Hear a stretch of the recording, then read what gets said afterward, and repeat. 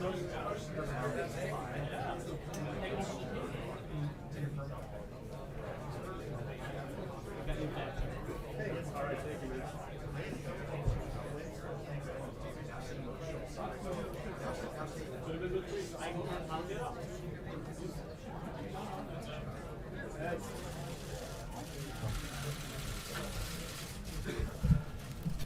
afternoon.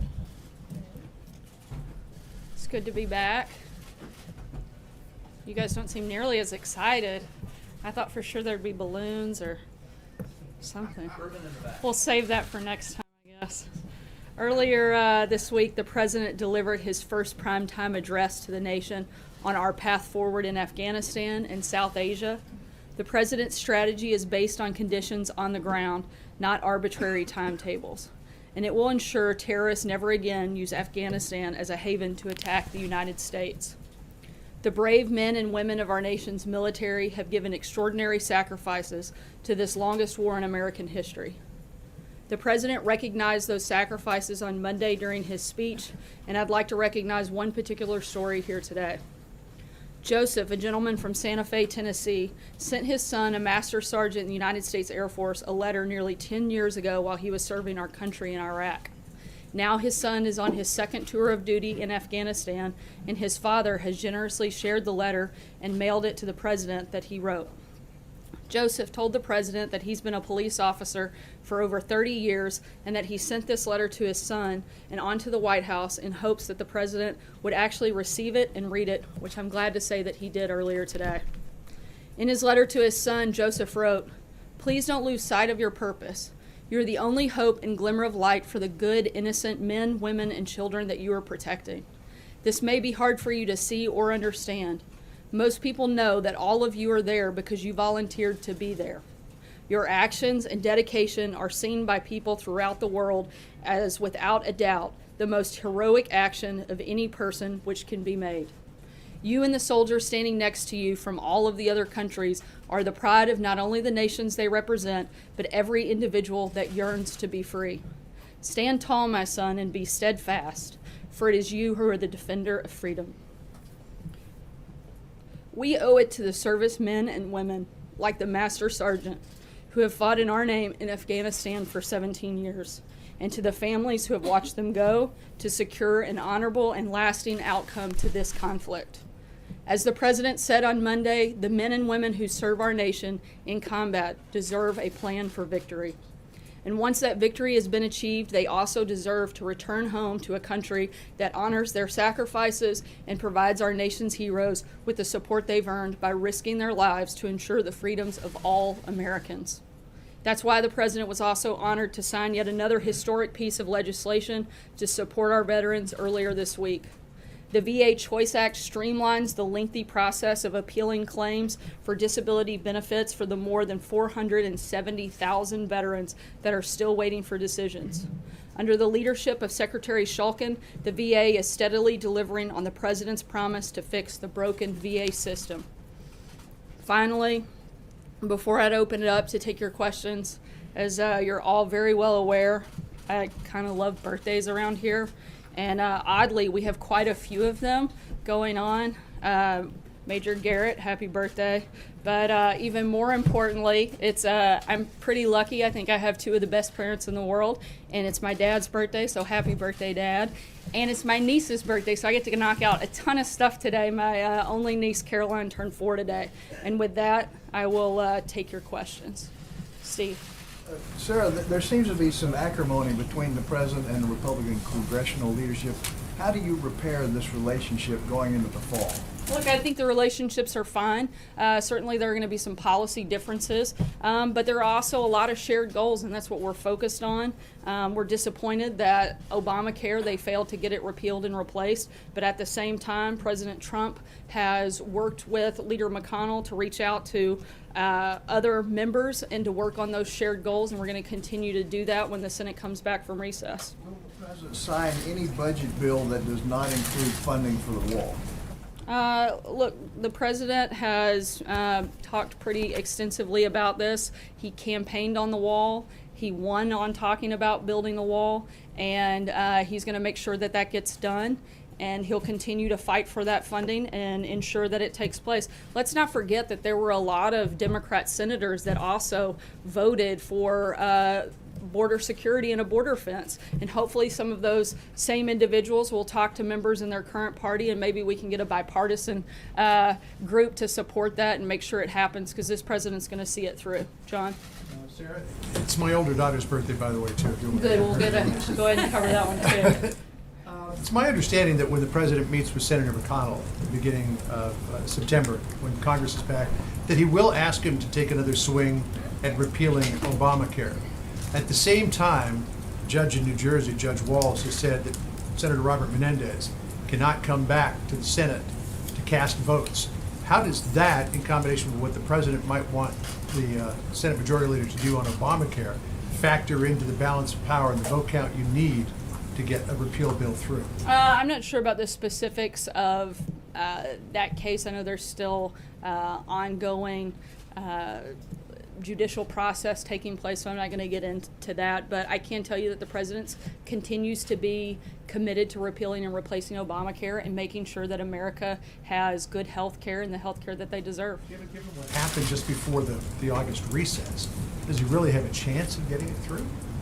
Look, we're committed to continuing to make sure that we have the best health care we can, and if we can do that in that direction, I think that's great. If we can't, we need to look for other ways that we can make solutions. John Decker.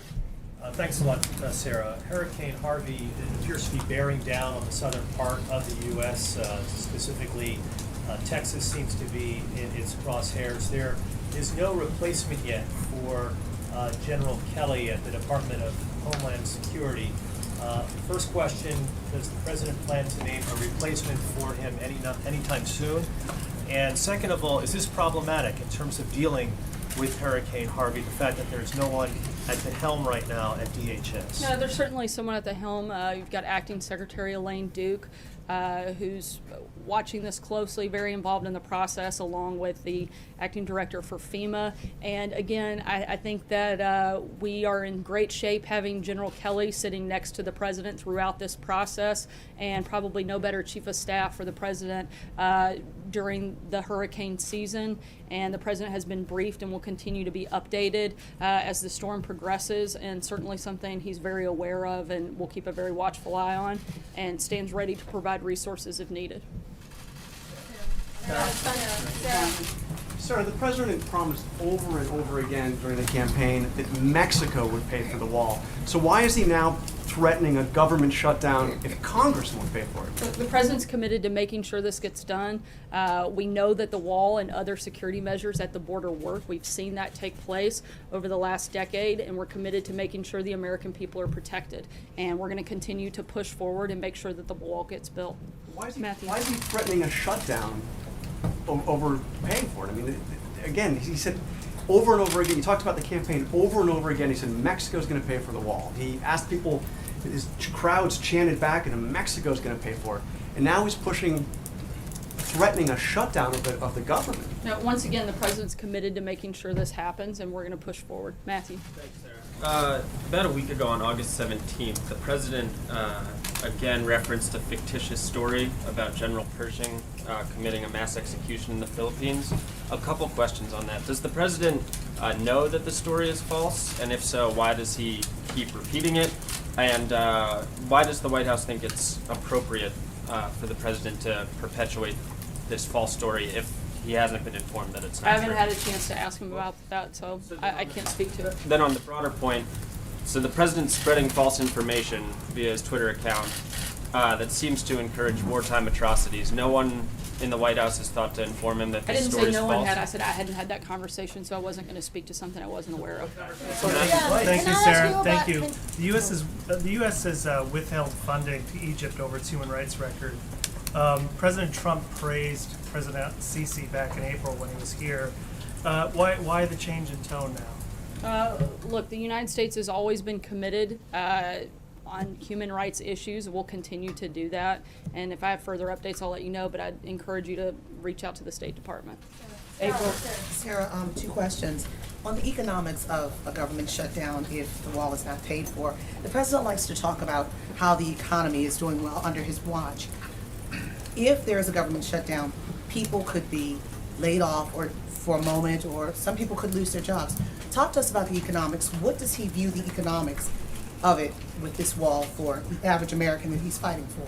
I'm not going to get into the weeds on that, but I know that the president is probably one of the strongest presidents we've had on economic issues. There's a reason that over 1 million jobs have been created since he took office. There's a reason that the unemployment is at a 16-year low. There's a reason that the stock market is at an all-time high. He's very committed to job creation, economic growth, and he's going to continue to do that. HBCU summit.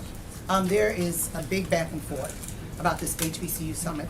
3 of the organizations that are over top of the HBCUs that basically represent them are saying this is not the time to have this summit because of Charlottesville and the fact that some of the schools feel that they just did not get what was promised from this administration, and there could be an alternate summit by a congresswoman. What's going on here? Look, the HBCU summit has been going on for over 30 years. We have no intention of canceling it. And as of right now, the summit is at complete capacity with a waiting list.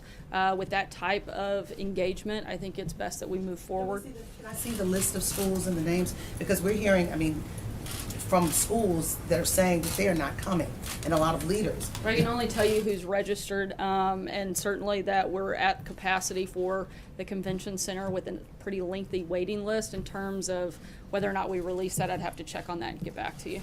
Sure. Sarah, what are the president's thoughts on the situation in Cuba at the U.S. Embassy? We understand now as many as 19 Americans have been injured. I know that they have been going through the process of bringing the majority of those people back to have thorough testing and see what actions need to be taken and how best to move forward. At this point, I'd refer you to the State Department on anything further. Does the president believe that Cuba is involved directly? I can't comment on that at this time. Right now, we're under a thorough review, and as soon as we know something, we'll let you know. Eamon? Thanks, Sarah. This morning, the president said that the debt ceiling approval process is a mess. Is it? Is that accurate? Look, it's our job to inform Congress of the debt ceiling, and it's their job to raise it. And Congress and the previous administration have obligated trillions in spending, and we need to make sure we pay our debts. We're still committed to making sure that gets raised. Want a clean debt ceiling bill? Yes. Does it want it to be clean? Yes. Yes. Sarah? So I'm just going to ask a follow-up question about that. The health attacks that are going on, as the Secretary of State has deemed them. Has the president been informed of this? Has he been briefed? He's been briefed, but I think there's a thorough review taking place, and at this point I'd have to refer you to the State Department for any further follow-up. Thank you, Sarah. I'm going to try a business question for you. Does the White House have any reaction to the FTC approving the acquisition of Whole Foods by Amazon? I'm not aware of that. I'd have to check and see if there's an official administration response. Second question, I want to read the comments from Senator Bob Corker. I'm sure you've seen them over a week ago about the president, saying that the president has not yet been able to demonstrate the stability nor some of the competence that he needs to demonstrate in order to be successful. He also said that he's not sure that the president understands the character of this nation. Do you have any response to that from a Republican senator? I think that's a ridiculous and outrageous claim and doesn't dignify a response from this podium. Major. Just to follow up on Jonathan's question, since the president is going full court press threatening a shutdown over the funding of the wall, does that mean he is abandoning any efforts to negotiate with Mexico any payment for construction of the wall? I certainly don't think any efforts have been abandoned. And official happy birthday. Hold on 1 second.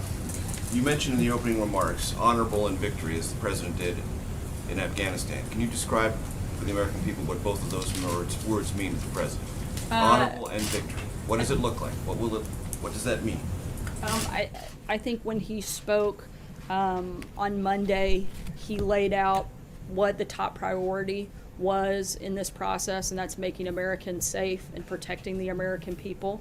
And moving forward with this strategy and making sure that Afghanistan is never able to be used as a haven to attack the United States. I think those are certainly clear goals and part of that process. Does that mean, therefore, that U.S. military personnel will be there as long as there is any type of terrorist activity or cell in Afghanistan or Pakistan?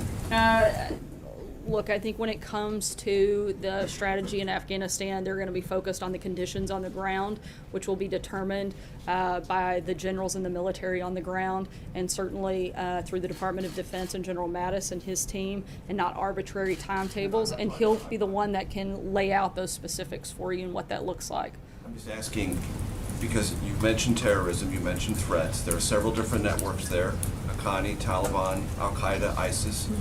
Is the priority of this administration and the strategy that it will pursue until it is accomplished to eliminate all of those terrorist cells, either Afghanistan and Pakistan, and only then can victory be achieved and that be described as honorable?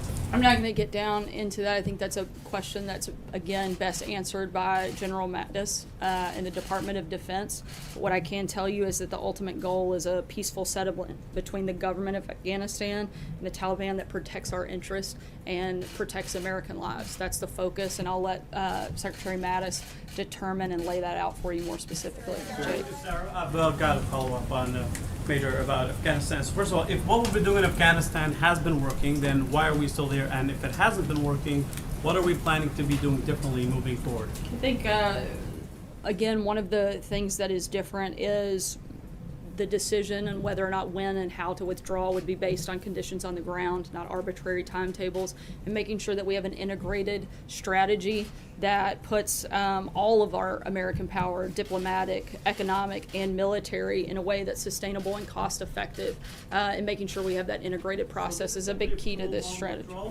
Adding troops is just prolonging the withdrawal. Is that what that is? No, again, we're not doing this based on a timetable, but conditions on the ground and making sure that we're protecting American lives and defeating terrorists. I think that it's very clear when the president laid that out on Monday. My second question, hold on, wait, I had a second question on that. Whatever the final objective is it really worth the reported $1 trillion that it would cost? Isn't there anything better we might be able to spend that on? I don't think you can put a price tag on American lives. Sarah, one more question on Afghanistan. The president talked about putting more pressure on Pakistan to play a constructive role, but he also talked about having a new, closer strategic partnership with India, which is Pakistan's prime antagonist.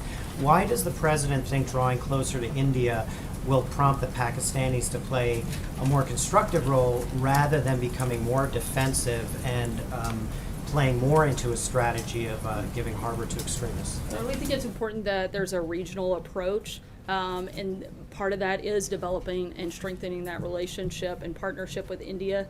They've been making important contributions towards Afghanistan's democracy and their stability, and we think it's important to continue that effort. Celia? Sarah, on this threat of the government shutdown if Congress doesn't secure funding for this wall, how is that not a concession from this White House that Mexico isn't actually going to pay for this wall and American taxpayers will?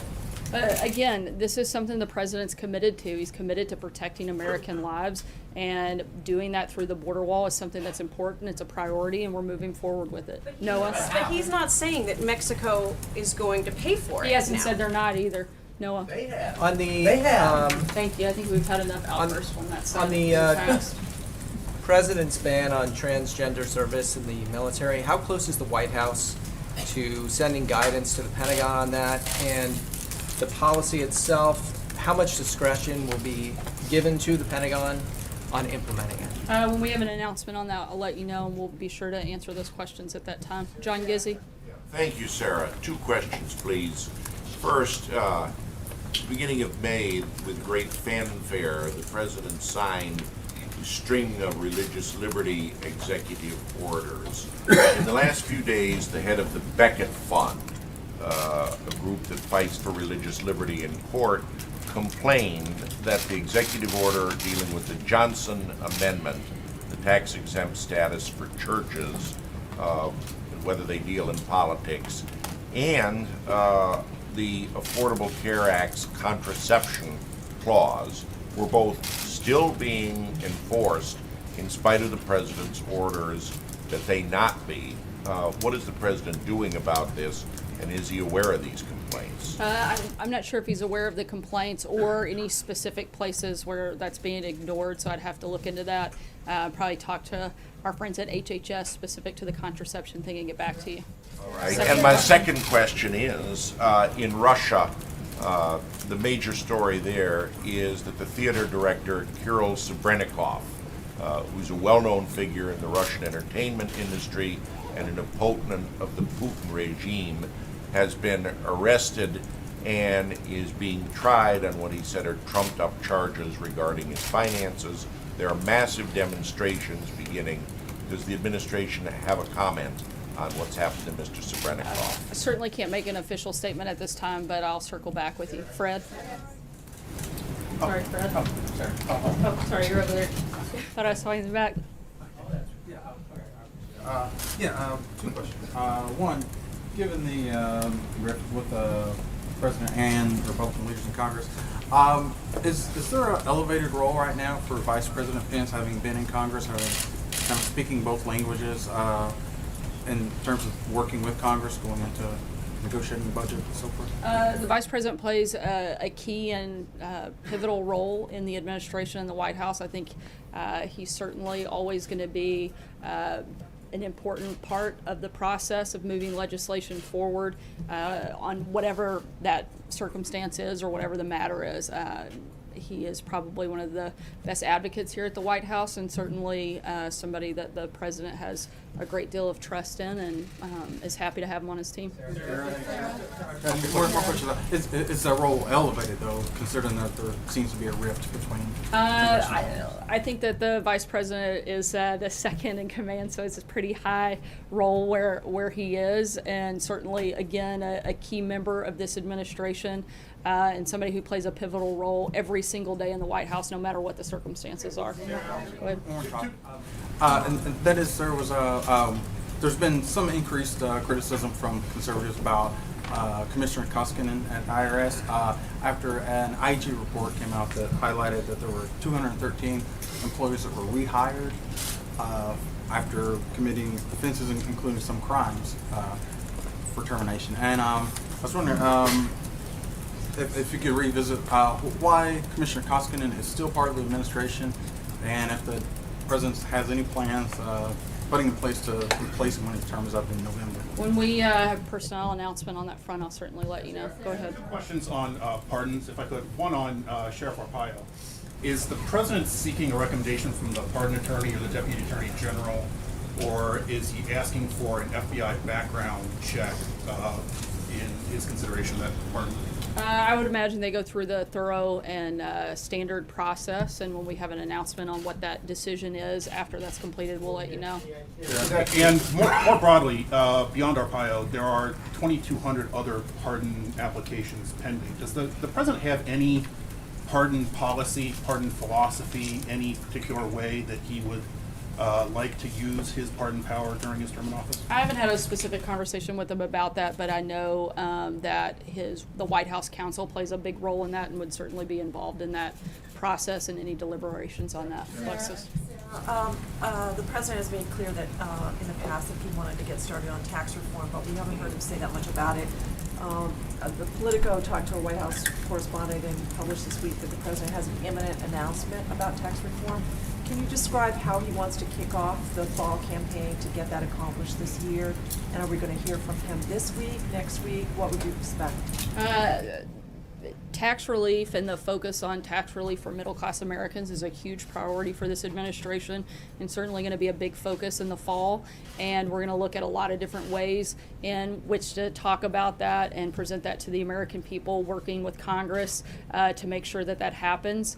And we'll keep you guys posted when there are specific announcements. I think that you can expect some of that to take place in the very short order, probably next week, and following through to the fall. It's customary for presidents to get annual physical exams at Walter Reed.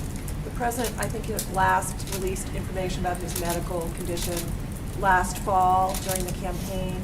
Can you tell us whether the president intends to utilize the federal facilities at Walter Reed this year to get a physical and then release that information to the public? I'll let you know if that's going to happen. Trey? Thanks, Sarah. On Tuesday, President Trump said, if we have to close down our government, we're building that wall. Does he stand by that statement? Look, I think the president's been clear that this is a priority. Protecting American citizens is a priority, something he's committed to, and we're going to, as I've said multiple times today, he's committed to seeing that through. Is he willing to force a government shutdown to get the wall built? I think I've answered this question several times. Zeke? Two questions for you. First, the president at the rally in Phoenix mentioned that he seemed inclined to be pulling the U.S. out of the North American Free Trade Agreement. His comments came after the first round of NAFTA renegotiation talks last week. So were those comments informed by the status of those negotiations last week here in Washington? When he said that was his prediction that he was going to be pulling the U.S. out? Yeah, the president's being kept up to date on those negotiations. I think he's certainly been clear about how he feels about NAFTA and making sure that we get the best deal for the American people. He's committed to that. We'll see how the negotiations go and then go from there. Thanks so much, guys. Have a good night. Charlottesville, Sarah.